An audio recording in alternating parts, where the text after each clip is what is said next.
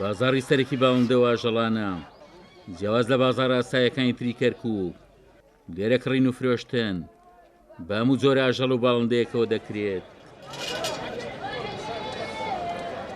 وەستا ڕەفیق تەمەنێکی زۆری لە کارکردن لەم بازارەدا بەسەر بردووە.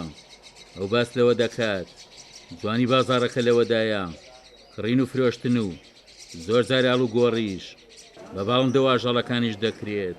هیوا هەیە یەنێ بۆ بژێوی ژیانی هیواش هەیە مەزە هیوایەتی خۆیەتی هەموو جۆرە تەیرێکی بۆ دێ دوای سرایەوەش لە سلێمانیەوە دێن لە هەولێرەوە دێن لە تیکریتەوە دێن لە بەغاوە دێن لە مووسڵەوە دێن جاران خەڵکی زۆر زیاتر بۆ نەفرۆشە زیاتر سەرفیە بوو ئێستا بەو هینەوە بەبوونی قەیران دارایی و کەمێ ئیش کەمەوە نییە کەمێ تەسیر کردێمە زۆر کەس نایکە مەسە جانە پێنجی بکرێ پێنجوتی بکرێ سەرجووتێکە کڕێ یا خۆی لە ناتوانێت لە ماڵ لە حەقی نایە دانەوێڵش گران بووە لە ماڵ حەقی نای هێنێتەوەی فڕۆشێتەوە.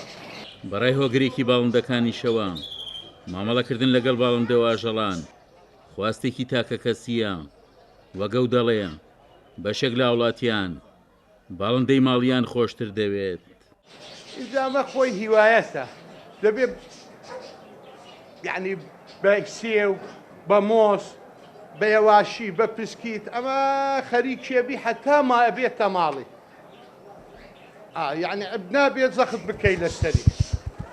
هیوادارشم لە دوکاندارەکانش یعنی حەزەکەم تشتێ بە پاکی بیفرۆشن یعنی بە سەراحەت قسە بکەن ئەمە ماڵیە ئەوە ماڵی نییە ئەوە قساکە ئەمە قسە ناکە یعنی حەزەکەم هەموو دوکاندەرەکان بە پاکی ئاها بڕاستی قسە بکەن.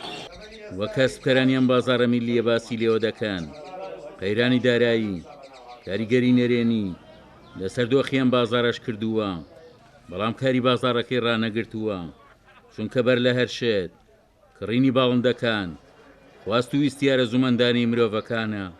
عومەر غەریب، کورسات نیوز، کەرکووک.